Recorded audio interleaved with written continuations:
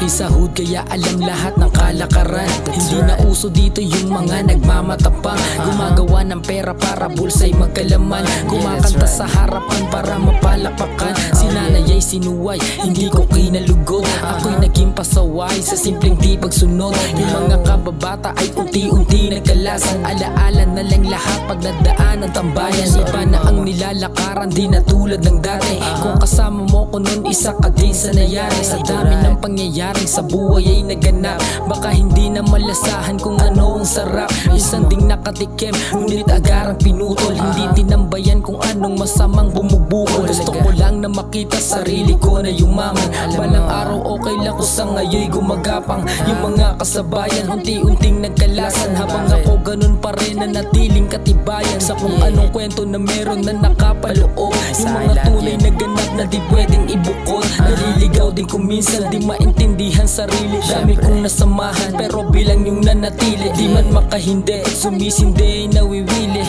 Ganun pa man ay hindi po ako nagsisisi. Dati-rati ngay walang wala, reklamo at ngawang-ngawa. Sarili ay awang-awa sa dami ng nagtatangka. Di na to madadala ng matamis na salita, kasi kung tunay ngay umaalalay na sa umpisa. Kailangan kong yakapin ang sarili ko gamit ang lapis papel na nilagyan ng liriko. Naway batid ako pag nakapasok to sa isip mo, na di lang basta sulat kundi puso ang ginamit ko.